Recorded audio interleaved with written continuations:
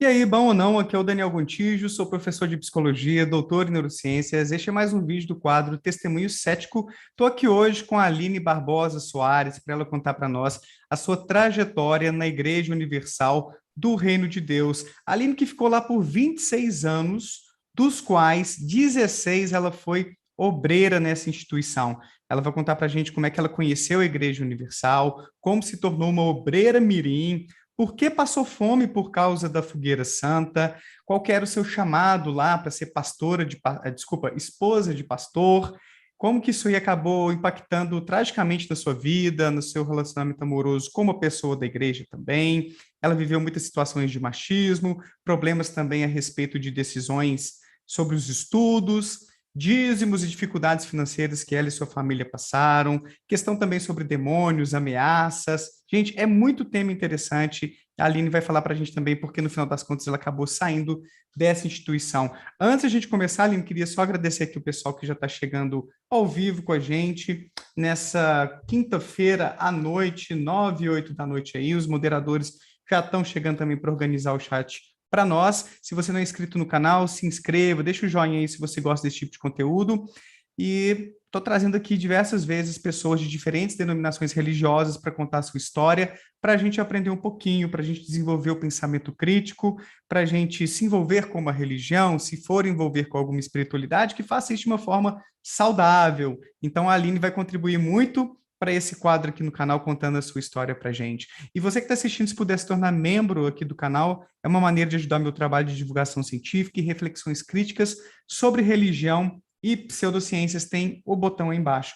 Aline, obrigado por ter aceitado conversar comigo aqui, contando a sua história para nós, uma história que é muito complicada. Eu já ouvi a sua conversa com o Rodrigo Andrade no canal dele, que é... Esqueci o nome do canal, me lembra aí. Outro Lugar lugar? separado. Lugar Separado, exato. Uhum. Rodrigo, que já esteve aqui no meu canal também, contando o seu relato como ex-pastor da Universal. Foi uma das lives que mais repercutiram aqui. Quem sabe o Rodrigo volta aí em breve também para a gente bater mais um Uhum. papo. E eu fiquei impressionado com a sua história, Aline. Então, assim, é legal você estar aqui com essa coragem para contar tudo que você viveu lá dentro, para alertar as pessoas, para que elas fiquem espertas, não necessariamente para serem contra a igreja X, Y ou Z, mas para ver se estão num envolvimento saudável ou meio tóxico numa religião, né, Aline? Então, mais uma Exatamente. vez, obrigado por estar aqui. Estou animado para conversar com você. Boa noite, professor. Boa noite a todos que estão aí no canal assistindo a live. Para mim é uma alegria estar aqui, porque o propósito mesmo é ajudar, né? Contar um pouco da minha verdade, um pouco do que eu vivi, que infelizmente não dá para contar tudo porque foi uma vida, né? Mas o pouco que dá para contar já dá para as pessoas entenderem um pouquinho. Isso aí, Aline. Conta pra gente como é que você conheceu a Igreja Universal. Foi desde criancinha, você conheceu mais tardiamente? Explica pra gente. Então, eu conheci a Igreja Universal com 7 anos de idade. Eu cheguei lá com essa idade, eu era uma criança. Eu me considero hoje, né? Eu sou mais adulta, então eu consigo enxergar de outra forma. Eu era uma criança que eu acredito que era muito vulnerável, porque eu cresci sem a presença do meu pai, eu sempre fui rejeitada pelo pai, então eu tinha só a mãe, era muito pobre, morava em invasões, eu morava ali na região do Brás, aqui em São Paulo, que acredito que tenha pessoas que conheçam, e a pobreza era algo que era muito real na minha vida, então eu morava nesses lugares muito insalubres, minha mãe estava sempre trabalhando, normalmente ela nunca estava em casa, quando ela estava, era pouco tempo que ela ficava comigo, eu ia para a escola sozinha, eu tinha uma vida muito solitária. E um tio da minha irmã, que veio de outro estado, ele me levou para a igreja, começou a me levar para a igreja, né? E eu me senti acolhida lá dentro, né? Porque tem a escolinha bíblica dominical, né? Que normalmente todas as igrejas pentecostais têm, que isso é só para crianças. E lá eu fiz amigos, tinha as tias da escolinha, né, que eram sempre atenciosas, carinhosas com as crianças, e eu ficava ali aquele tempo, brincava, desenhava, tinha aquele momento de distração, e aí eu acabei me apaixonando pela igreja, né, porque aquele era o lugar que eu tinha, que normalmente na minha casa não tinha. Então, esse Então primeiro eu contato fui foi bem ficando. positivo, então, né? Quando Foi você era bem criança. positivo. Sim, quando Aham. era criança, sim, porque criança não tem essa maldade, né? Então, a gente não, quando a gente é criança, a gente não enxerga as coisas como um adulto. Então, Ali mesmo eu já aprendi coisas, já fui ensinada a entregar o dízimo, fazer fogueira santa, que eles já ensinam para as crianças na escolinha. Então, foi assim que eu conheci a Universal. Tá. Mas quando você fala que você aprendeu algumas coisas na infância, tipo dízimo, fogueira santa e tudo, é como se fosse uma representação, uma encenação infantil, mais lúdica, assim, da fogueira santa? Como é que se dá isso, assim, entre Então, crianças? eles ensinam de uma forma menos agressiva, né? Porque normalmente são mulheres que cuidam das crianças, né? São obreiras que cuidam. E elas ensinam, sim, porque isso é obrigatório ensinar para as crianças a fazer sacrifício. Que eles falam, fogueira santa, eles chamam de sacrifício. É você dar alguma coisa que você valoriza muito, né? Por algum sonho, por algum objetivo que você queira, pela transformação de um familiar, pela cura de uma doença, né? Lá é pregado muito essa questão de você dar para receber. Isso já começa na IBI, a questão também do devorador, né? Se você não der o dízimo, o devorador vai entrar na tua casa, na tua família. Eles já ensinam isso para as crianças na escolinha, mas de uma maneira menos agressiva do que no salão ali, durante a reunião. Mas eles ensinam, já incutem aquele pensamento de medo do devorador, medo de que se você não fizer alguma coisa, seu parente não vai mudar. Aconteceu situações, eu tenho uma irmã que, hoje a minha irmã, ela é de outra religião, mas eu tinha, o meu padrasto, ele era alcoólatra, e na escolinha a gente escutava que tinha que fazer fogueira santa para Deus curar o nosso familiar, mudar a nossa vida. E a minha irmã e eu, a gente vendia geladinho, né, para poder a gente pegar aquele dinheiro, colocar no envelopezinho que eles davam lá na escolinha, e a gente levar com esse propósito, Deus ele vai curar o meu padrasto, meu pai, e não foi bem isso que aconteceu, né? Meu padrasto ele morreu de cirrose Nossa. com 36 anos, e a gente acreditava mesmo nisso. Isso foi um baque para minha irmã. Ela, depois que meu Ah, padrasto morreu, ela não quis ir mais. Ela não foi mais, só quem continuou fui eu. entendi. E vocês chegaram, então, a fazer sacrifícios para que ele Fizemos, se curasse, então. Vocês, crianças, um desde pouquinho de criança. dinheiro que tinham ali, vendendo o geladinho que você falou, já dava para a igreja, então, com essa Exatamente. expectativa, Que né? a gente foi ensinada, né? É doutrinado, desde Sim, pequenininho. sim. Então, desde criança tem esse tipo de mensagem sendo passada, de que se Sim. você se sacrifica, se você mostra para Deus que você está ali com fé e dando aquilo que você nem pode, isso vai voltar Ele para vai cuidar. você, vai Ele cuidar vai de cuidar de você, você. né? É. Uhum. Isso aí é o que chamam de teologia da prosperidade? Me lembra se Sim. essa expressão Ah, é, com né? certeza. Essa expressão é o que deixa tudo muito claro. Uhum. E aí você se tornou obreira mirim. Você era mirim de criança, eu imagino mesmo, né? Quantos Isso. anos você tinha quando você foi obreira mirim? Eu tinha uns 8, 9 anos. Eu Isso. frequentava a EBI todos os dias. Eu estava na igreja todo dia. Mesmo que minha mãe não fosse, eu ia. Eu sempre O que estava lá. é EBI, a sigla que É a você usou? Escolinha Bíblica Dominical, a Escolinha Bíblica Ah, tá. Infantil, onde ficam Entendi. só crianças, né? Enquanto os pais Sim, estão assistindo a reunião, as crianças ficam ali. Eu morava muito perto da igreja, então eu estava sempre lá. Mesmo que minha mãe não tivesse, eu ia. Eu sim, ia sim. sozinha, mas eu ia. Eu sempre Olha. estava lá, E né? o que uma obreira mirim faz? Então, a mesma coisa do salão lá, do pegar eles têm um alforge, né, que é aquela sacola onde recebe as ofertas, a obreira mirim, ela ajuda a cuidar das crianças durante aquele tempo que as tias têm que cuidar ali, ajuda a pegar a oferta das crianças, né, na hora que a tia pede, a gente ajudava a pegar, a recolher essas ofertas, ajuda a entregar lanchinho, que elas também dão lanchinho para as crianças lá, mais ou menos esse trabalho que a gente fazia. Hoje não tem mais obreira mirim, tinha na minha época. Hoje Ah, não existe, tá. isso foi proibido, porque teve processo, teve pais que processaram a igreja, né? Como se Então, fosse trabalho infantil? sim, eles tiveram que tirar, eles foram obrigados a tirar, mas tinha, isso em meados de 1996, 97, Aham. por aí. Olha só, você está falando aí, eu não cheguei a imaginar que fosse tão sério. Então, tinha um recolhimento mesmo de Sim, ofertas ou de dízimo ali entre as crianças nessa escola sim. dominical. E até hoje tem. Ainda tem. Sim, Aí eu as saí de lá crianças tem pouco levam. tempo, né? Então eu ainda sei de algumas coisas. Isso é algo que é ensinado desde pequeno. Tudo ali é ensinado desde quando você é Que criança. isso, Aline? Eu acho isso muito estranho, muito estranho. Eu não sou necessariamente contra uma instituição religiosa ter algum tipo de arrecadação, porque para existir um templo, uma igreja, um centro espírita, de qualquer tipo de, enfim, denominação religiosa, tem que haver uma arrecadação, uma entrada de fundos para pagar o terreno, o aluguel, a energia, talvez a alimentação, limpeza. Mas o que algumas igrejas fazem passa do ponto, né? Você vê que tem ali Mas, todo um mecanismo, eu não sei se é uma expressão muito forte, de lavagem cerebral, de condicionamento, de doutrinação, para você ser cada vez mais sugado, parece, dando ali coisa que, poxa, pode te fazer sim, falta, né? sim, eu costumo dizer que hoje eu sempre estou falando isso, que eles usam, né? Por isso que eu falo que hoje eu não acredito em cristianismo, eu acredito em Jesus só. Porque o cristianismo, na minha opinião, hoje é você pegar Jesus e usar ele como moeda de troca, né? Que é o que eles fazem lá dentro, né? Eles usam isso para amedrontar, aprisionar, ter o controle, né? E eu tô falando de algo que eu tenho total propriedade para falar, porque eu vivi isso na minha pele. É controle total. Eu, com 9 anos de idade, eu já estava na rua vendendo adesivo para pagar jornal da igreja, com 9 anos de idade. Nossa.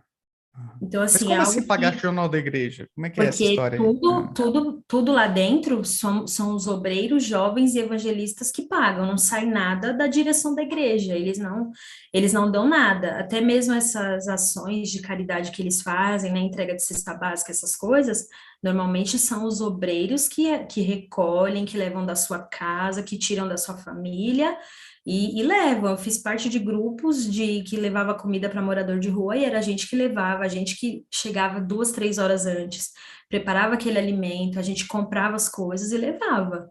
A igreja não, ela não dá nada, ela não fornece nada. Então, muitas vezes a gente tem que vender alguma coisa para a gente conseguir pagar. Tem meta de jornal, tem tudo isso, né? E quando a gente é obreiro ou jovem, faz parte de algum grupo, isso acaba se tornando uma obrigação, que eles cobram isso mesmo.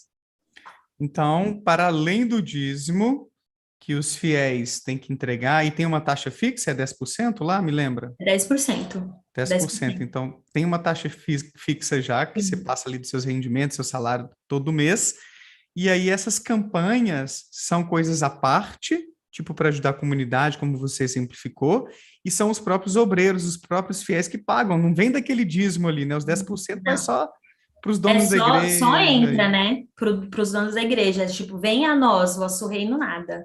É tudo os Entendi. obreiros que fazem, tudo Olha só. sai dali da Até mão. eu não sei se foi a Nete Pantoja que eu entrevistei aqui no canal que falou sobre isso, que até para limpar a própria igreja, que os obreiros pegam para limpar algumas coisas, os produtos de limpeza também são comprados pelos Sim, próprios obreiros, né? Não é a instituição que fornece, sim. né? Tudo é Rolava isso com comprado. vocês também.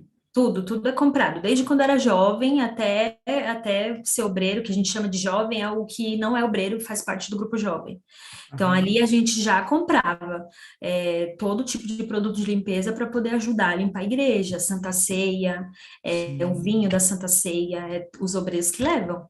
Olha só. E o jornal? Quando você falou que vocês compravam o jornal, mas o jornal era para vocês lerem ou como é que era essa história? Eu não sei se ficou claro para mim do jornal. Então, a gente comprava, pagava o jornal, né? Porque tem meta de jornal. Aham. Todo pastor, toda igreja tem meta de jornal para cumprir, que é cobrado da igreja. E então a gente tinha que pagar esse jornal que era do Grupo Jovem, que era o jornal dali do Grupo Jovem mesmo. Então a gente trabalhava, vendia adesivo para pagar esse jornal e a gente utilizava esse jornal para fazer o trabalho de evangelismo na rua, para Ah, ir buscar jovens, fazer aquele trabalho de recrutar pessoas para fazer parte nossa. daquele grupo. Então vocês compravam o jornal da igreja para poder levar mais gente para a igreja, entregando os jornais que Exatamente. vocês mesmos Exatamente. compraram. Aham, exatamente. Caraca! Nossa, eu acho isso muito esquisito, assim, para não usar outra palavra. É Mas uma coisa. Nossa, Aline. E isso aí, então, você, na adolescência, fazia esse trabalho, né, de evangelização, de levar mais gente para a igreja sim. Eu e tudo. continuei fazendo, né, até sair É. de lá. Até sair, até mais Até velha um pouco, sair. você ainda. Porque isso é cobrado, sabe? Isso é uma obrigação. Se você não faz parte de um grupo, você não vai pra rua, você tá endemoniado. Você tem que fazer Uhum. parte de um grupo, você tem que evangelizar. Eles querem que você vá atrás de pessoas. Então, isso é cobrado nitidamente. E eles têm uma justificativa para ter essa estratégia tão agressiva para o arrebanhamento de mais fiéis, do tipo, só quem é da nossa igreja será salvo. Porque tem igrejas que têm essa narrativa exclusivista. Ou não, lá eles acreditam que pessoas de outras igrejas serão salvas e a gente não precisa necessariamente se esforçar para trazer para a nossa igreja. Então, de uma forma velada, eles não criticam igrejas assim claramente. Eles criaram até recentemente um grupo que chama Unigrejas, que é para unir várias religiões, né? Mas isso é uma forma disfarçada de mostrar que eles querem se unir contra as igrejas, até por conta da política, que a política é algo muito importante para eles. Mas quando você é membro da igreja, você não sabe de muitas coisas, mas quando você está lá dentro como obreiro, jovem evangelista, você escuta coisas sobre isso, coisas muito claras.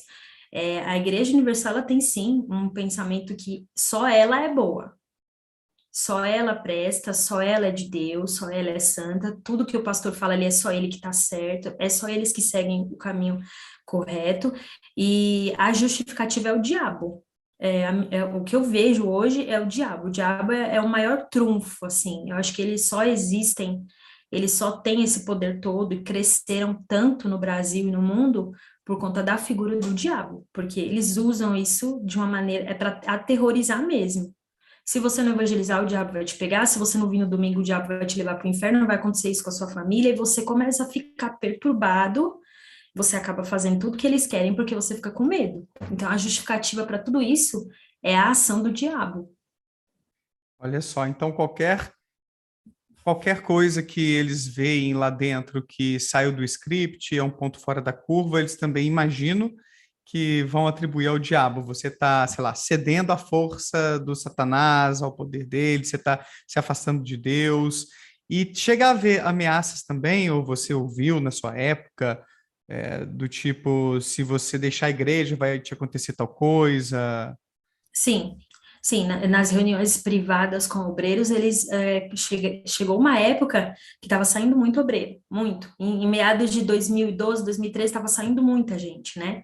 Estava estourando muito escândalo, então tinha muita gente saindo. Eles faziam reuniões privadas com a gente e colocavam vídeos de pessoas que morreram, que foram atropeladas, obreiros que saíram e que, porque foi fazer alguma coisa errada, foi roubar, sei lá o que foi, nem sei se isso era real mesmo, mas eles colocavam esses vídeos de pessoas que morreram com a cabeça decapitada, pessoas que, uma vez colocaram um vídeo de um obreiro, um ex-obreiro que saiu e ele foi roubar uma casa, e o coração dele, ele foi correr com uma moto e acabou tendo um acidente muito feio. A cabeça dele saiu do corpo por conta do impacto e o coração pulou para fora, né? Saiu e ficou no asfalto. Eles colocaram essa imagem para nós numa reunião fechada e falaram que tinha muito obreiro saindo, que aquilo era o diabo que estava fazendo a gente ficar iludido com as coisas do mundo. E se você sair, é isso que vai acontecer com você. O diabo te espera lá fora. Sabe esses demônios que você expulsou, eles vão voltar tudo para tua vida. Então você acaba ficando com medo. É o que eu Uhum. falei lá na live do Rodrigo. As pessoas perguntam assim: mas por que você ficou tanto tempo lá dentro? Por que você viu tanta coisa e você continuou? Será que você só viu agora? Não, a gente vê antes. Mas o medo de sair, o medo do diabo, a figura do diabo, ela é usada assim poderosamente lá dentro. O medo do diabo, o medo de você ir para o inferno, o medo de o diabo tocar na tua família, matar um familiar teu. E você vai ficando, porque eles aterrorizam mesmo, eles usam isso de uma maneira muito potente. E lá tem cultos de exorcismo, não tem? Então, essa figura Tem. do diabo acaba se materializando em alguns cultos, o que deve alimentar no imaginário essa ideia de que os demônios estão por aí soltos mesmo, isso aí não é balela, estão aqui entre nós, olha como é que está fazendo mal para esse membro aqui da igreja. É uma vez por semana? Tem algo fixo assim, Aline, esses Duas, cultos? três vezes por semana, porque Duas, eles têm, três. eles têm reuniões específicas. E, por exemplo, uma reunião de empresário, tem pessoas que estão ali indo para aquela reunião porque ela está com problema financeiro. Aí eles chamam, às vezes, lá na frente, aquelas pessoas, você que está com problema financeiro, está com a empresa falindo, alguma coisa, aí ali eles já fazem aquela oração forte, chamando demônios, que eles chamam de demônios, né? Mas eu não tenho mais essa visão que é demônio, né? E aí começa a falar, você que está aí na vida dessa pessoa causando isso, e coloca aqueles sons aterrorizantes, desliga a luz da igreja. Aí a pessoa, ela vai acreditar, porque ela já tá sensibilizada com o problema dela. Então ela vai acreditar que aquilo é demônio mesmo. Ali são homens de Deus, né, falando. Assim, entre aspas, homens de Deus. Então a pessoa, ela vai acreditar, ela tá debilitada, tá com problema. Ela vai acreditar naquilo ali. E ela vai se entregar, e às vezes até, eu acredito hoje em hipnose, né? Eu vejo que hoje essa é a minha visão hoje. É hipnose, a pessoa ela entra numa espécie de transe, a cabeça dela já foi trabalhada para aquilo ali. Eu tô com tal problema, então tem um demônio na minha vida. Exato, não é que todo mundo ali esteja fingindo, embora possa haver fingimentos em Uhum, contextos religiosos, tem casos e casos disso. Muitas vezes, eu acredito que na maior parte dos casos, a pessoa ela é mais sugestionável, ela já está ali em contato com aquele sistema de crenças, ela sabe como um demônio se comporta, como que fala, então você já vai interiorizando uhum, vários daqueles elementos. Se sua vida já está uma droga, se você tem uma inclinação ali para ser sugestionável e se deixar levar pelo culto, pelas palavras do pastor, pela música, pela até iluminação, às vezes, não sei se lá muda no Universal, mas tem Buda. igreja que muda até a iluminação, tudo assim. Você vai entrando nesse estado hipnótico e começa a se comportar num automatismo que para você nem é você mesmo. Então, para você parece real ser alguém de fora, tipo um demônio te controlando. Esses estados de transe e essas experiências de forma geral, como falar em línguas também, que mais tarde talvez a gente comente, dão essa impressão de ter algo sobrenatural mesmo nessas igrejas, né, Aline? Sim. Longe de encerrar o assunto aqui, eu sei que você ainda tem alguma fé e tudo, embora não seja uma pessoa das igrejas mais, mas tem muitas coisas aí que a ciência já tem explicado, né?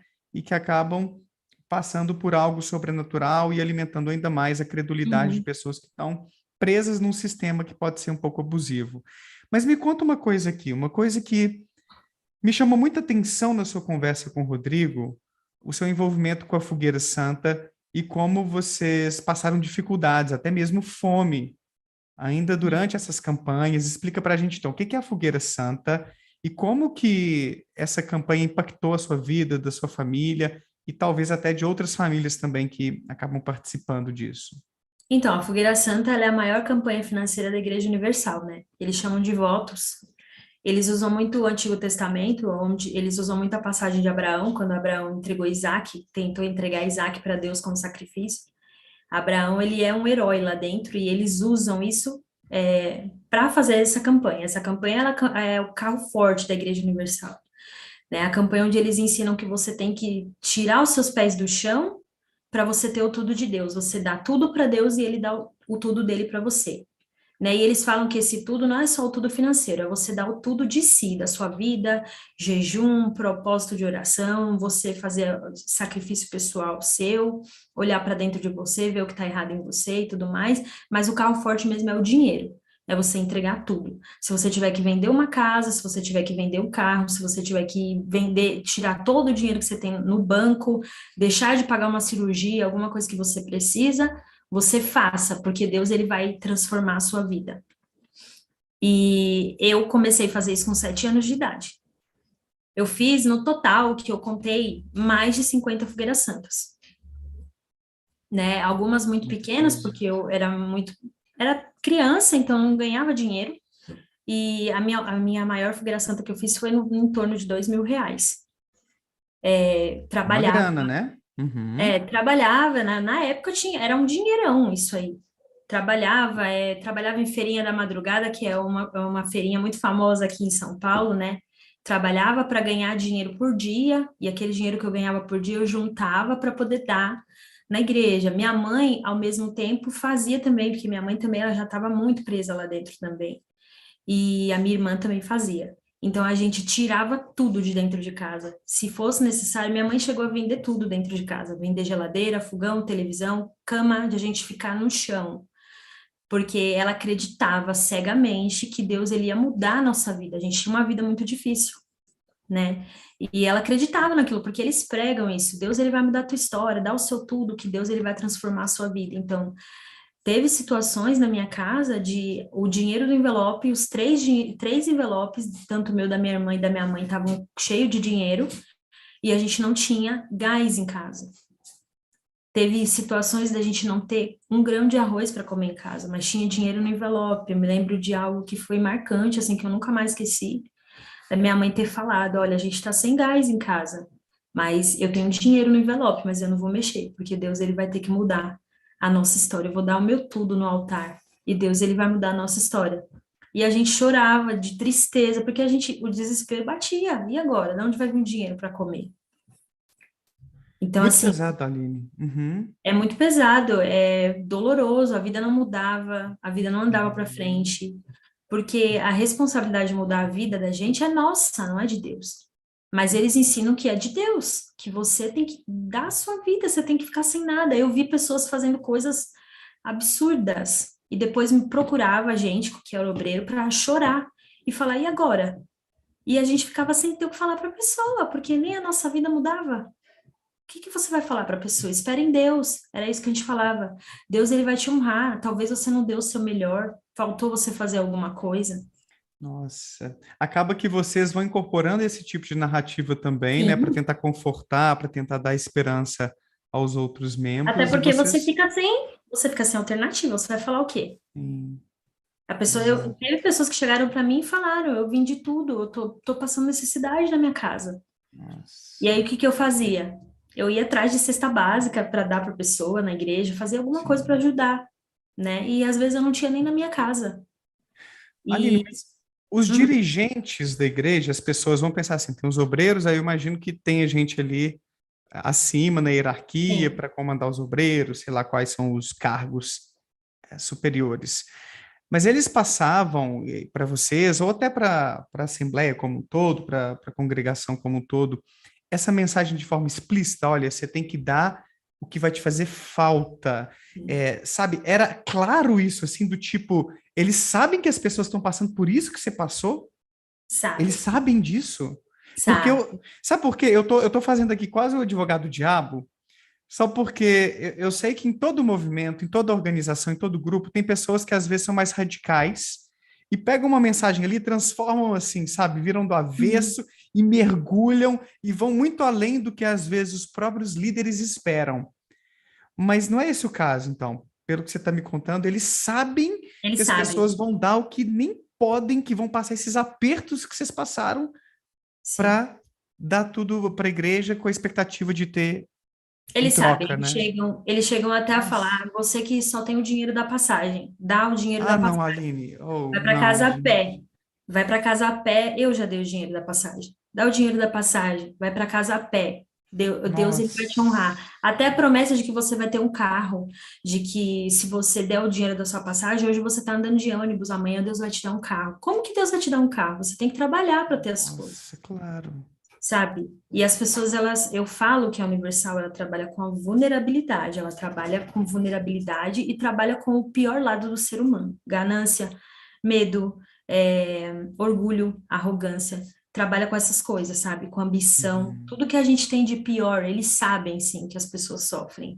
Nossa. Eles têm pregações aí que, se procurar no YouTube, tem, pastor falando em pregação, se você não tem dinheiro, você vai para o inferno. Você que está aqui, a sua vida não muda, você vai para o inferno, porque como você pode dizer que você é de Deus e você não tem dinheiro? Então, eles realmente sabem que tem pessoas lá dentro que dão tudo, e ficam sem nada, porque só o fato deles falarem, tira os seus pés do chão e dá tudo para Deus, eles já sabem que a pessoa vai dar e vai ficar sem nada.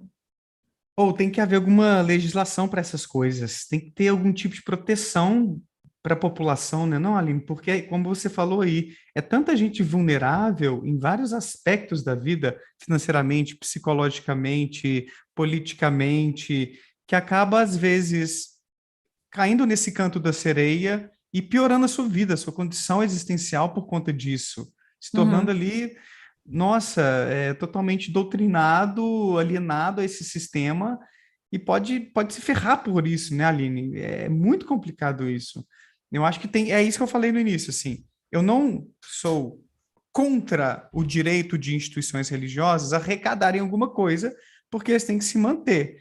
Mas eu acho que tem que ter um limite, sabe? Algum regulamento, alguma regulação legal mesmo para como vai ser essa arrecadação para não acontecer esse tipo de coisa. A população está desprotegida.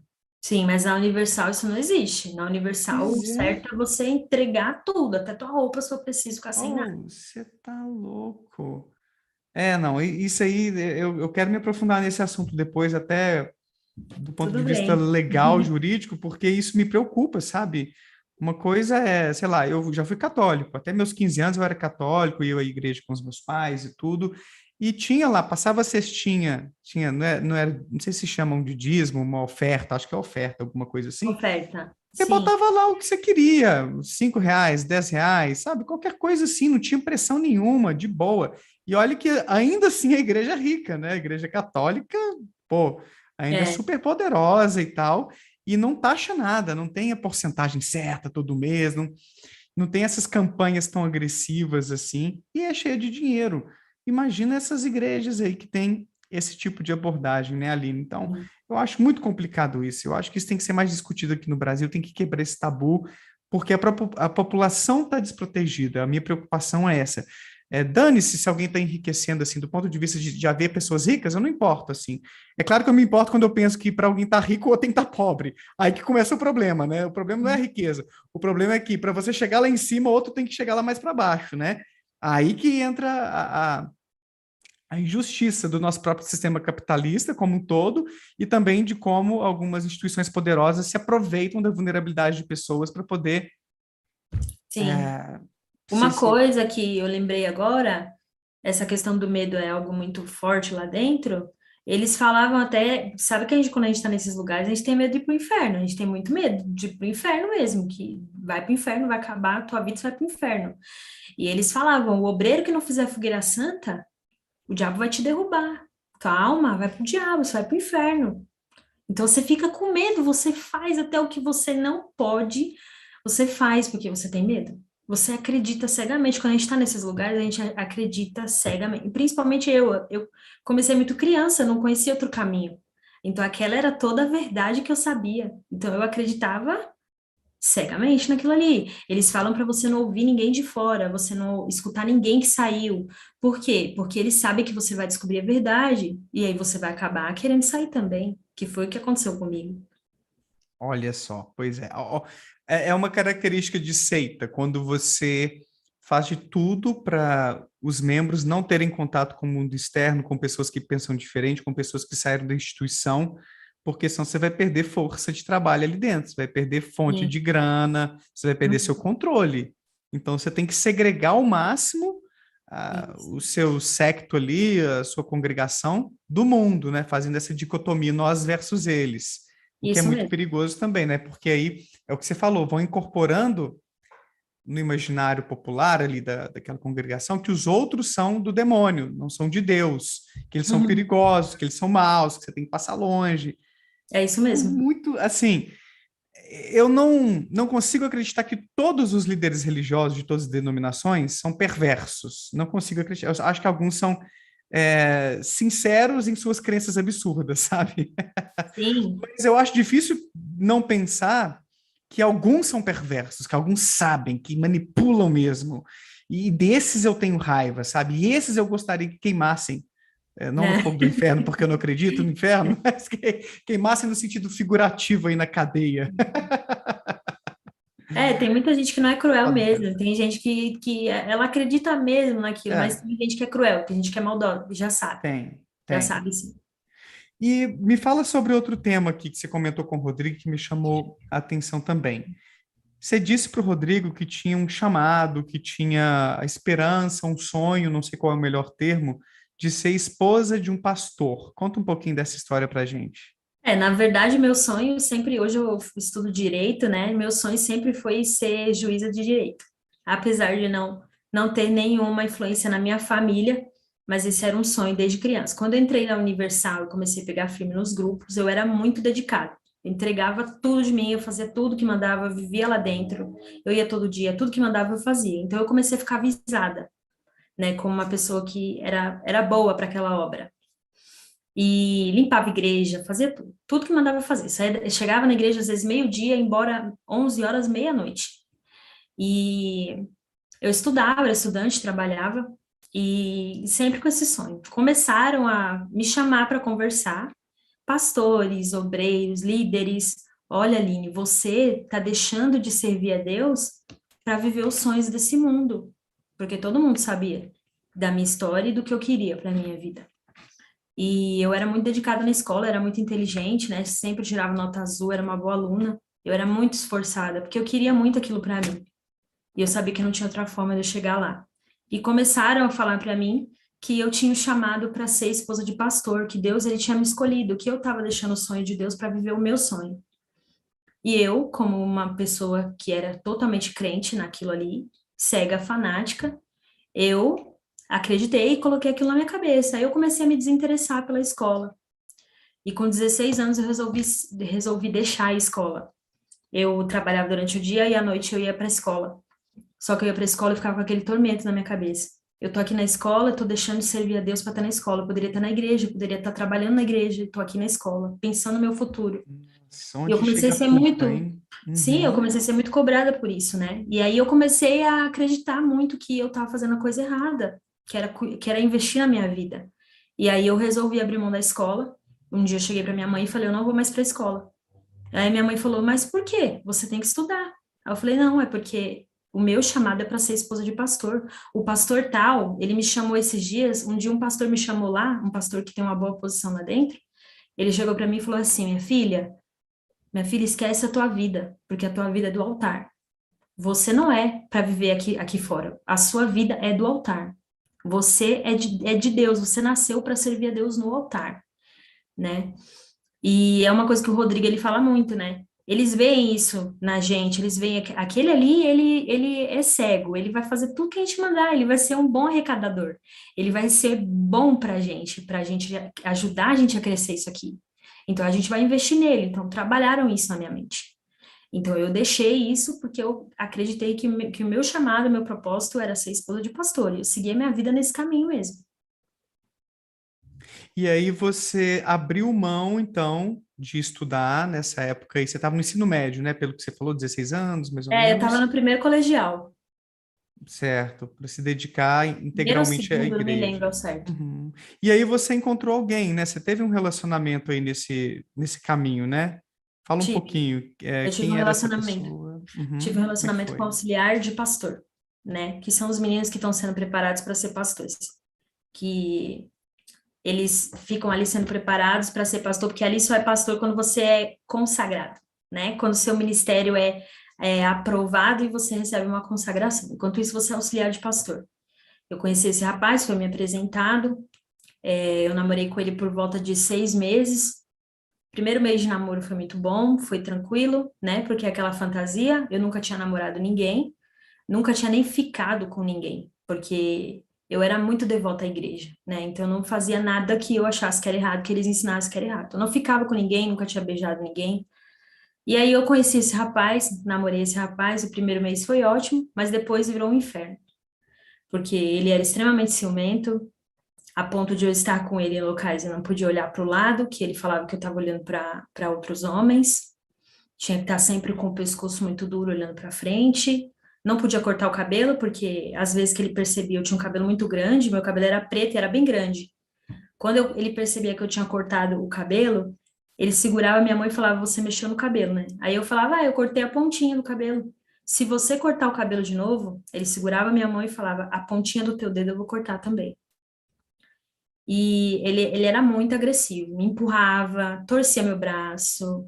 Mas ele não chegou a fazer isso não, né? De cortar seu Não, dedo, ele não, não, só ele não chegou a ameaçou. fazer, ele Ainda ameaçava. assim, que ameaça é essa? Você tá doido. Ele ameaçava porque eu era muito submissa a ele também, porque lá dentro tem o tal do machismo que a mulher tem que obedecer, o homem tem que ser cegamente obediente. Entendi. Aí ele pegava isso Então eu era pra... muito obediente a ele, né? E Uhum. também eu tinha o sonho de ser esposa de pastor. Então, eu achava que aquela era a minha única oportunidade e que eu tinha que agarrar aquilo ali, que eu tinha que Entendi. aceitar tudo. E ele me empurrava, ele me agredia, ele chegou a me prender na casa dele uma vez, ele ficou doente, eu fui visitá-lo, Hum. a família dele me ligou, eu fui visitar ele, isso já era por volta de 9 da noite, ele morava muito longe da minha casa, 2 horas de distância. Quando eu cheguei lá, ele não estava tão ruim como a família tinha falado para mim, não tinha mais como voltar para casa. Ele escondeu todos os meus pertences, celular, carregador, minha bolsa, minhas roupas, e eu falava para ele, eu preciso ir embora. eu tenho que dar satisfação para minha mãe, amanhã eu tenho que trabalhar. Não, você só vai sair daqui se você for mais macho do que eu. E eu fiquei ali naquela casa por uma semana sem dinheiro para voltar para casa, porque eu nem sabia onde estavam as minhas coisas. Até que minha mãe, ela ficou desesperada e ela entrou em contato com um amigo dele e pediu para esse amigo ir atrás de mim. E aí esse amigo falou: "Deixa essa menina vir embora, você tá louco? Você vai se prejudicar". E aí ele deixou eu vir embora. Mas assim, foi um relacionamento horrível, é um relacionamento que ele me maltratava, que ele me humilhava, ele me diminuía sempre. E aí me perguntam, por que que você ficou nesse relacionamento? Primeiro, eu estava apaixonada. Segundo, eu achava que eu ia ser esposa de pastor e que aquela era a minha única chance. E terceiro, eu fui orientada por esposas de pastores que eu conversava, que eram minhas amigas, a continuar com ele e orar a Deus, porque o problema não era ele, o problema era eu. Eu não estava orando o suficiente por ele. Eu não Como estava, assim? eu não estava cuidando dele. E eu Ah, precisava cuidar melhor dele, eu tinha que orar mais por ele, eu tinha que fazer mais por ele, porque ele não estava bem, ele estava enfrentando uma situação difícil, ele estava doente, então eu tinha que fazer a minha parte. a E eu culpa então era acreditava, sua. a culpa era A minha. culpabilização da vítima aí, né, Aline? Olha que coisa absurda. Sim. E isso daí seguiu por muito tempo, mesmo depois de eu ter terminado com ele, eu fui culpada de muita coisa em relação a ele. Porque eu entreguei ele para a direção da igreja depois que ele terminou comigo.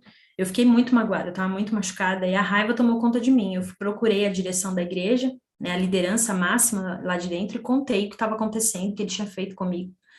A gente já não estava mais namorando, traição, tudo mais que eu descobri dele. E aí, quando eu contei,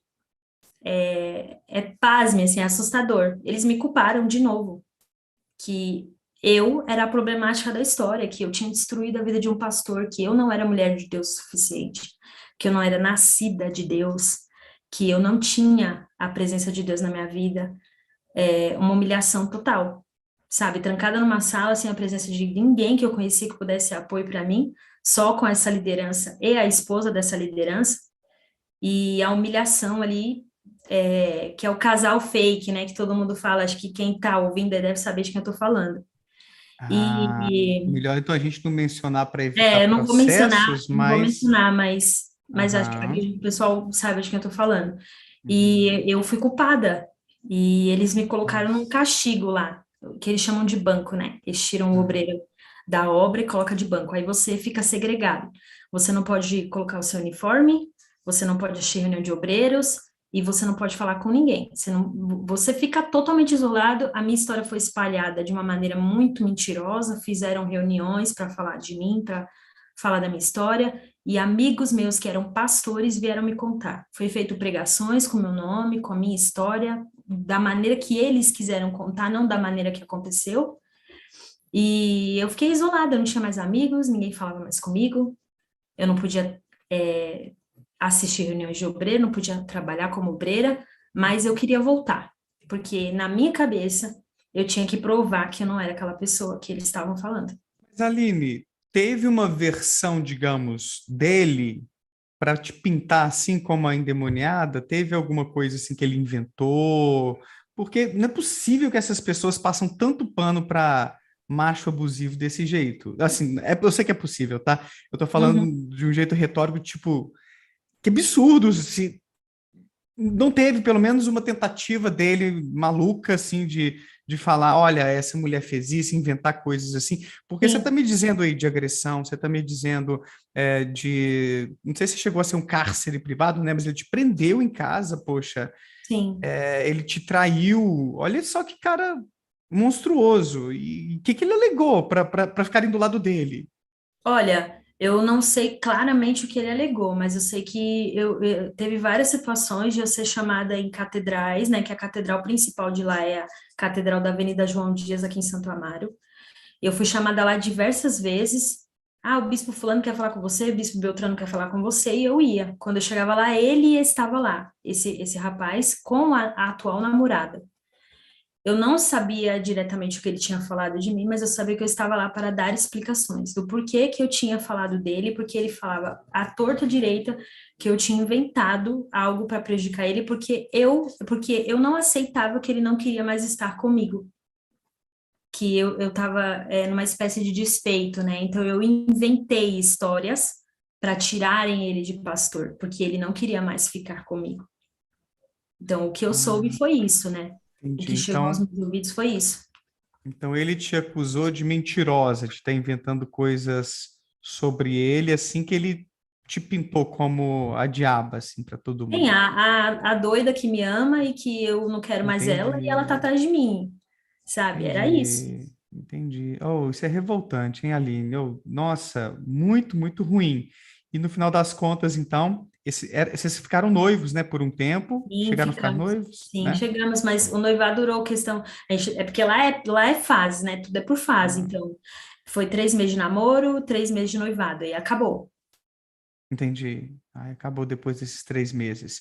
E aí acabou esse noivado e você continuou na igreja batalhando para provar o seu ponto, que ele que te pintou assim de um jeito totalmente distorcido da realidade e foi bem sucedida nisso ou nada? Eu não aceitava de forma alguma que eu era aquela pessoa, porque eu sabia que eu não era. E eu vi ele reconstruindo a vida dele e sendo pintado como o santo depois de tudo que ele me fez. Então, eu queria a todo custo provar que eu estava certa, que eu não era aquela pessoa, mas eu não consegui. Cheguei a pastor me chamar e falar para mim que eu não era digna nem de limpar a privada da igreja, porque a privada da igreja era mais limpa do que eu.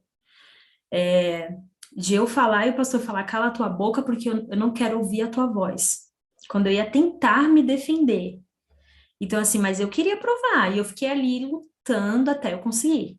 Eu consegui voltar como obreira, mas eu nunca mais consegui recuperar a minha imagem. Eu continuei sendo falada, meu nome continuou sendo espalhado de maneira errada, de maneira suja, até o dia que eu saí. Mesmo eu tendo estado ali, eu continuei sendo aquela pessoa que dava tudo de mim, tá sempre lá dentro. Era Esse que considerada uma eu das melhores, mas entendi. continuava sendo falado. Isso que eu ia te perguntar. Então, depois de passar dessa experiência trágica aí com esse noivo, você então conseguiu voltar a trabalhar como obreira, voltou a brilhar no sentido de ser muito empenhada, de ter um destaque, de ser uma pessoa que, Uhum. bom, era reconhecida pelos seus esforços lá dentro. E aí? E depois de então, assim, teve mais alguma coisa trágica ou dali foi ladeira abaixo? Conta mais um pouquinho. Eu tentei ter relacionamentos lá dentro, mas eu não conseguia, por conta da minha imagem, né? Não conseguia me relacionar com mais ninguém. Aí eu comecei a acreditar que eu não tinha, que não era meu lugar ser esposa de pastor. Lá dentro tem a questão da idade também, né? Você não pode namorar com pessoas mais novas que você. E os pastores lá, os auxiliares, são muito novinhos. Como assim? Não pode, não pode. Tem a questão do controle da idade. A mulher não pode ser mais velha que o homem. De jeito nenhum. De Mas forma isso é alguma, não pode. explícito, tipo, é uma regra É uma institucional? regra de pastor, para casar com pastor, você não pode ser mais velha que o rapaz. E sempre que alguém se interessava por mim, era alguém mais novo. Então eu não consegui. Gente, aham. Aí chegou um ponto que eu Ah, comecei a acreditar que aquilo não era mais para mim, que eu não tinha mais hum, idade. Eu comecei a ser aham. cobrada, você está ficando velha. E aí eu conheci um obreiro que era da minha idade e a gente começou a conversar. E a gente não chegou a namorar nada. Mas um dia eu fui passear com ele no shopping. é, A gente foi para conversar, para se conhecer, e uma pessoa que trabalhava na casa de um desses bispos me viu com esse rapaz, e ela foi até esse bispo, devido a eu já ter uma imagem que não era legal, falou que eu estava, né, que eles chamam de se prostituir, você ter intimidade com uma pessoa antes de você casar. E beijar na boca de um rapaz que você não é namorado também é errado, né? E Eles ela chamam foi isso de falar, prostituir também, tipo, ficar. chamamos de prostituição. E aí Hum, ela me viu conversando com esse rapaz e ela foi falar que eu tinha me prostituído com esse rapaz. E ela trabalhava na casa desse bispo, então ele acreditou nela. E eu também não tinha uma imagem legal, por conta de toda essa situação, né, que foi espalhada de forma errada, mas foi espalhada. E ele me mandou chamar para conversar. 2 dias depois, ele lá no Templo de Salomão não se entra com celular, câmera, nada. A gente não pode, é proibido. Me trancaram numa sala de atendimento com esse bispo, com a esposa, e ali eles fizeram uma verdadeira tortura psicológica, dizendo que eu tinha me prostituído e que eu tinha que confessar. Eu já estava saturada. Eu já estava cansada de tantas acusações e de ninguém nunca me defender nem acreditar em mim, porque eu sabia quem eu era. E aí eu falei para ele, eu não vou confessar uma coisa que eu não fiz. E eles te esperavam que você falasse o que exatamente que você fez? Que eu Beijou o tinha me menino? prostituído, que eu tinha me prostituído, Beijado só. eu tinha beijado, que eu tinha ido para o motel, porque Ah, tinha outras coisas que eles também chegaram a alegavam. falar que eu tinha ido para o motel com esse rapaz, e eu falei assim, eu não fiz isso. Ah, mas esse rapaz, ele é problemático, ele já fez isso com outras meninas, por que não fez com você? Aí eu falei, se ele fez com outras, aí eu já não sei. Agora, comigo, eu posso garantir que ele não fez. E Uhum. aí começou a tortura, e de querer que eu confessasse. E aí, num dado momento, esse bispo olhou para mim e falou assim: Você sabe que eu tenho poder sobre você, eu posso fazer o que eu quiser com você, que eu sou bispo, você, quem você é? Você é só uma obreira. O que eu quiser fazer com você, eu faço. Então, ou você confessa ou você vai colher as consequências. Aí eu falei: Então, o senhor vai fazer o que o senhor tiver que fazer, porque eu não vou confessar. Eu não fiz, eu não vou falar que fiz. Aí ele falou: Você tá me Ah, respondendo? Eu falei: Tô respondendo porque eu não fiz. E aí ele falou: Então tá bom, a partir de hoje você tá de castigo, não vai mais colocar o uniforme de obreira. E vai para a reunião buscar a Deus, porque você não é de Deus, você não é nascida de Deus. nossa. E Aline, ali, só para assim ficar claro, tá? Porque você usou uma palavra que pode ter uma conotação diferente. Quando você fala de tortura, é mais nesse sentido de ameaça, né? De ameaça, ele se isso, colocar como exatamente, autoridade, vai acontecer isso com você, tipo, perder isso, o cargo de. exatamente. Tá, só para não ter uma impressão assim, né? Porque às vezes o pessoal pode pegar uma palavrinha que É a tal da entende. tortura psicológica, né? Entendi, mas é uma forma de abuso psicológico, né? Uma Sim. ameaça, uma coisa muito grave também, mas só para a gente Uhum, entender o que você quis dizer com a palavra certinho mesmo. E uhum. aí, ele falou então que ia te tirar esse É, ele me direito, colocou de então, o castigo, uniforme, te colocou de me castigo. colocou de castigo, eu não coloquei mais o uniforme depois daquele dia. Só que esse bispo, ele começou a me infernizar, ele começou a me perseguir na igreja. Onde ele me via, na frente de todo mundo, ele falava: Já falou com seus amigos, por que que você tá de banco? Você já contou para os obreiros aqui como que tá a sua vida sentimental? Que a sua vida sentimental é um problema, e isso na frente de todo mundo. E eu comecei a ficar com muita vergonha, né? Aí eu já não queria mais estar lá dentro, eu quase não ia. Eu comecei nas reuniões de manhã, onde eu não via ninguém que me conhecia, reuniões que eram muito vazias, que tinha as 10, 15 pessoas. Eu ia só para dizer, eu fui, eu cumpri meu papel. E eu quase não aparecia, eu comecei a fugir de reuniões internas de obreiro, porque eu não queria encontrá-lo, porque ele estava sempre me expondo e eu estava cansada já. Isso foi em 2018, eu já estava muito cansada de tentar, de estar sempre dando murro em ponta de faca, eu estava cansada, eu já tinha entendido internamente que eu não ia conseguir mudar aquilo ali. Foi isso que aconteceu. Essa foi a última coisa, assim, que foi, para mim, foi uma das piores que eu passei também. Foi isso que te fez sair ou ainda não? Ainda você ficou um Não, eu tempinho? continuei lá ainda um tempo, né? Eu saí durante a pandemia, em 2020, que eu decidi sair. Porque eu comecei a ver que eles estavam. Eu já sabia que tinha muita coisa errada, e eu tinha amigos que estavam saindo, e os meus amigos começaram a falar por que que estava saindo, e eu comecei a falar: eu tô no lugar errado, eu não posso continuar aqui.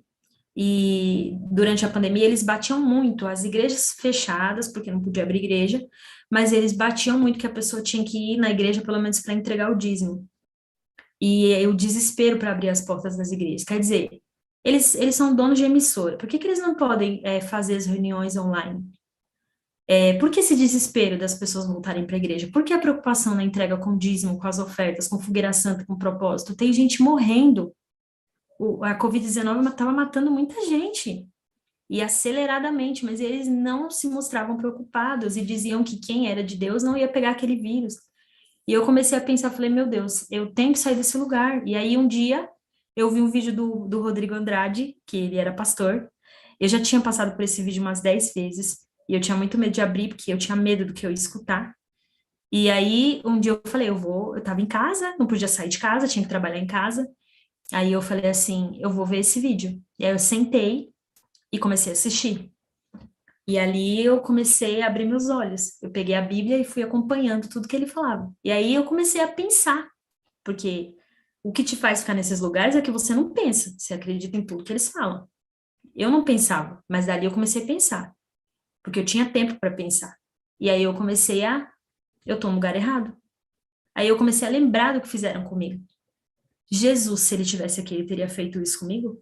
Ele teria mentido, ele teria feito tudo para me prejudicar, ele teria feito tanta maldade comigo? Aí eu comecei a entender que aquele local era o lugar errado.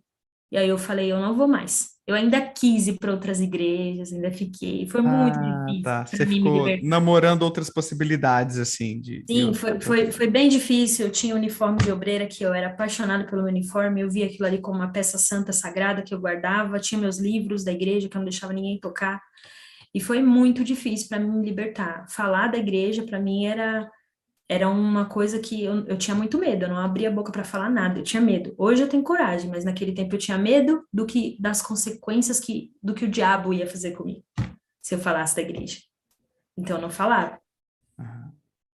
Então, você ter entrado em contato com o canal do Rodrigo, o Lugar Separado, foi decisivo para você Foi. se ver mais autônoma. Poxa, isso aqui não tem nada a ver com Jesus que eu estava aprendendo lá dentro. Se libertar, então, daquelas amarras institucionais da religião. E, Sim. E eu tive e... conversas com ele também, entrei em contato com Ah, ele, legal. desesperada, chorando, porque eu tava cheia de Ah, dúvida. E sim. ele teve aquele acolhimento, né? Ele, e a esposa dele, ele falou para mim assim: calma, é muita informação para você, né? Ele falou: tenha paciência com você mesma. Aos poucos você vai se limpando, vai vendo os vídeos, vai acompanhando, vai lendo a Bíblia, vai pensando, estudando. E aí eu fui seguindo, eu sigo ele até hoje eu tenho essa amizade, essa confiança, né? Porque foi uma pessoa que me ajudou muito, que me ensinou muita coisa.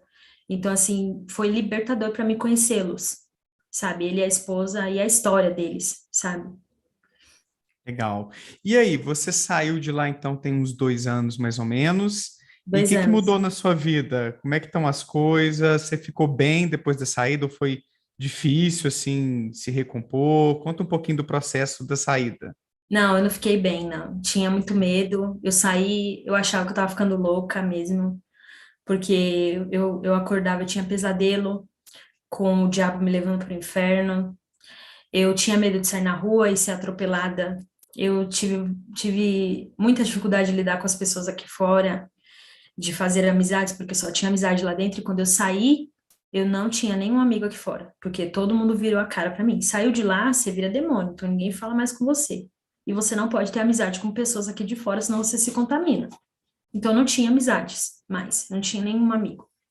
E os amigos de lá de dentro não falavam mais comigo. E eu fiquei doida, eu ficava em casa, desesperada, sempre pensando besteira. E aí chegou um dado momento que eu tive que fazer terapia. Ah, você foi para Eu tive psicoterapia. que fazer Uhum, terapia, eu tive uhum. que colocar essas coisas para fora, tive que buscar ajuda para poder eu conseguir quebrar essas coisas. E também eu comecei a estudar muito, eu comecei a entrar no YouTube, ver vídeos, porque eu sou muito visual, não sou muito de ler, mas eu sou muito de ouvir, porque aquilo me ajuda bastante. Histórias também que me ajudaram, né? Canais como o seu, que eu tenho acompanhado diariamente, né? Eu tenho fuçado muito. E isso que foi me ajudando. O Rodrigo também, conversava muito com ele. E isso que foi me ajudando, mas eu saí muito ruim de lá. Foi muito difícil para mim. Hoje eu tô E, bem, mas foi e difícil. sua família te apoiou nessa saída? Você está sozinha hoje? Está com algum companheiro? Como é que Não, eu tá sou assim? casada. Eu sou Ah, é casada. casada hoje, então encontrou alguém Casada. bacana. Sim, era de lá também, conheci lá Ah, dentro. era de lá também. Nós saímos Ah, juntos, né? Ele saiu primeiro, eu ah, saí depois. sim, sim. Um deu uma incentivada no outro, sim, deu Isso, uma ele saiu apoiada. primeiro e foi ele que queimou minhas coisas, o uniforme de obreiro ele jogou fora. Eu fui trabalhar e quando eu cheguei ele tinha jogado fora. Deu até uma briga por causa disso, porque eu não aceitava que ninguém mexesse nas minhas coisas da igreja, Aham. porque eu tinha medo do que ia acontecer comigo. Ah, Eu entendi. fiquei ainda com medo quando ele jogou minhas coisas fora. Eu falei, meu Deus, o diabo vai me pegar. Sim. Eu orava no banheiro, fechava meus Nossa, olhos, Aline. desesperada, chorando, porque pedia para Deus não deixar nada acontecer comigo. Porque eu não queria voltar lá para dentro mais. Porque eu estava vivendo uma vida que eu não vivi lá dentro, eu estava tendo a liberdade de fazer as minhas coisas. Que lá eu não podia, não tinha um domingo livre para fazer as minhas coisas. Hoje eu estou bem, hoje eu consigo falar, hoje eu não tenho mais timidez para conversar, hoje eu consigo contar a minha história com o propósito de ajudar, porque esse é o meu maior propósito, é alcançar pessoas que estão numa situação como a minha, ou até mesmo pior, ou pessoas que estão querendo entrar num lugar desse e que vão entrar numa armadilha, né? Então, assim, hoje eu consigo falar, hoje eu consegui me limpar dessas coisas, hoje isso não me causa mais dor, eu consigo falar disso sem chorar. Antes, se eu contasse essa história, eu já estava chorando aqui, Se eu contar essas coisas que eu passei, eu já estava chorando. Hoje eu consigo falar, porque eu consegui me quebrar essas coisas. Mas eu precisei de ajuda psicológica. Eu tive que ficar afastada de trabalho e tudo mais, porque eu tinha crise no trabalho, É. era desesperador. Aham. E hoje você está fazendo direito, então, né? Você deu a volta por cima nesse Sim, aspecto dos estudos também. aham. É, Legal. Que era um tudo sonho que é você uma tinha lá paixão, na atrás. verdade é uma Aham. paixão, é uma coisa que eu sou apaixonada, né? Meu objetivo no direito é usar isso para ajudar pessoas. Eu quero Legal. muito um dia trabalhar na área pública e conseguir Aham. ajudar quem não pode, né? Quem não tem condição. Esse é o meu objetivo. Eu estudo com esse propósito mesmo. Legal. E eu acho que precisa de gente, viu? Porque esse negócio das igrejas não terem, serem um terreno sem lei, assim, uma coisa. Claro que tem algumas leis, mas não protege a população. Tem tanta coisa trágica acontecendo em ambientes religiosos, vários tipos de abuso psicológico, financeiro, sexual. É tanta coisa triste, revoltante, né, Aline, que a gente Uhum, vê por aí que precisa de gente para mexer uns pauzinhos, precisa de legislação, precisa de político para brigar, de advogado para defender quem está indefeso, que é vulnerável, sim, e tomara que você trilhe um caminho importante nessa direção aí para ajudar muita gente, porque tem muita gente precisando, no final das contas, tem. muita gente que está vivendo e que provavelmente ainda vai viver coisas parecidas que você viveu, né, Aline? Esse é o projeto, é o objetivo, né? A gente está Uhum. vendo aí agora durante a política, você falou sobre a igreja não ter lei, e realmente o propósito de eleger um candidato que seja favorável ao que eles fazem é para continuar fazendo essas coisas sem ser punido, porque é uma coisa que eu sempre me pergunto. Eu também me pergunto, como que fazem tanta coisa errada, crime eleitoral e tantas outras coisas que eles cometem, e eles não são punidos por isso, porque tem alguém lá que protege eles têm candidatos que são deles, que estão lá dentro, né, mandando. Então, é uma coisa que realmente tem que ter pessoas que tenham essa coragem de lutar contra isso pelo bem dos outros, pelo bem de outras pessoas. Isso aí, Aline. O Júnior mandou um superchat aqui agora, falou assim: 18 anos na IURD, né, na Igreja Universal. Ao sair, passei fome e todos lá viraram as costas para mim. Em breve contarei tudo. Ó, beleza, Júnior. Então você tem uma história lá na Universal também. O Júnior já participou de lives nossas, Uhum. minhas com o Nicolas, para falar de outras experiências dele. Depois a gente conversa sobre isso então. Aline, para fechar, eu gosto de fazer essa pergunta para também vê se não tem algo positivo disso tudo que você viveu, ou algo que você viu de bom ali dentro, para a gente também não ter só aquele viés mais negativo da crítica. Vai que, né? Tem gente que vê coisas legais, tem gente que não vê. Você viu algo legal? Você teve experiências boas ali na Igreja Universal, ou o saldo assim não está muito positivo? Então, a maioria das coisas não foram boas, mas eu posso dizer que eu fiz bons amigos, pessoas com quem eu tenho pessoas que fazem parte da minha vida até hoje, que não estão mais lá, mas que estão até em outros países, mas que são meus amigos, que conversam comigo, não estão mais lá, que foram amizades que eu fiz lá dentro. Também o desenvolvimento, né? Porque toda a experiência é válida, por mais dolorosa que ela seja, isso também contribuiu para a pessoa que eu sou hoje, né? E as pessoas que eu conheci lá dentro, as pessoas que chegavam até mim pedindo ajuda, o carinho de algumas vovozinhas lá dentro, né? Essas são as vovozinhas que a gente chama de tia, que levava bolo, doce pra gente, né? Então, assim, eu tive experiências boas com pessoas, não com lideranças da igreja, mas com pessoas que estavam ali porque tinham um coração bom, queriam ajuda, também buscavam a Deus, também acreditavam em Deus. Então, essas foram as experiências boas, as amizades, as vovozinhas que eu conheci, os amigos que eu trouxe para minha vida aqui fora. É isso. De Legal. resto, foi só maldade mesmo, mas graças a Uhum. Deus eu consegui superar e isso serviu para o meu crescimento também. Eu creio que eu vou crescer muito mais ainda, com tanta coisa que eu ainda tenho para aprender em cima dessas É. experiências.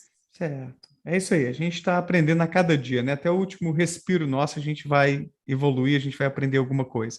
Aline, para fechar, deixa uma mensagem aí para quem você quiser, não sei se para alguém que está na igreja, para alguém que está fora da igreja, fica à vontade aí para deixar sua mensagem final, suas considerações finais. O que eu queria dizer é o que eu disse na última live que eu fiz também com o Rodrigo, que as pessoas elas precisam, quem crê, né? Porque a gente sabe que tem gente que não crê, mas quem crê em Jesus ainda é olhar para Jesus, porque não o cristianismo, não o evangelho, mas Jesus, a pessoa de Jesus, porque foi a pessoa de Jesus e o exemplo que ele deixou que me ajudou a sair de lá. Foi isso que me deu a força que eu precisava, né? Porque eu olhei para ele e para o que ele faria. Então, você que está aí perdido, você que está com medo, olhe para Jesus. Será que Jesus, ele faria isso? Ele deixaria que você, porque saiu da segregação de uma religião, de você estar preso a uma religião, ele deixaria que o pior acontecesse com você? Você que crê. E você que não crê, que fique o aprendizado, que essa história possa mudar a vida de alguém, que essa história possa ajudar alguém, possa fazer com que outras pessoas se abram também. E o Excelente, agradecimento, Aline. né? E obrigado por me ouvirem, porque para mim é muito importante poder falar um pouquinho. Eu que agradeço, Aline. O pessoal já tá. O chat hoje está assim, ó, mais de 700 pessoas vendo a gente, Uhum. então a repercussão já está muito boa. Quem está assistindo, compartilhe este vídeo aí com o seu parente, o seu colega, o seu amigo, porque eu acredito que essa mensagem que a Aline trouxe hoje aqui, a partir de sua experiência, das suas percepções, pode tocar o coração de muita gente para abrir o olho, para desenvolver um pouco mais de pensamento crítico, para desenvolver uma espiritualidade, uma religiosidade que seja mais saudável. Eu gosto de reforçar, Aline, sempre assim nessas lives com os testemunhos céticos, como a gente chama, que meu Uhum. canal não é contra a religião. Meu canal é contra os mecanismos religiosos que são abusivos, que são alienantes, que acabam produzindo sofrimento humano, porque é possível ter uma espiritualidade saudável. É possível até participar de uma instituição religiosa que seja bacaninha, mas a gente sabe que tem muitas por aí que o saldo acaba não sendo muito positivo para Sim, muitos fiéis, né, Aline? Então, agradeço demais por ter compartilhado a sua história, pela sua também coragem, agradeço. pela sua batalha diária aí. Fico feliz que as coisas estejam melhores para você e que você possa ajudar ainda muita gente aí na sua caminhada, tá, Aline? Obrigado demais. Eu que agradeço, viu? Boa Valeu. noite a todos, tá bom? Obrigado, gente. Valeu, moderadores aí, Thaís, Ariel, pela organização. Deixa o joinha, se inscreva no canal. Se for possível, torne-se membro para apoiar meu trabalho de divulgação científica e reflexões críticas sobre religião e pseudociências. E não deixa de comentar embaixo o que você achou desse testemunho cético. Tchau. Tchau, tchau.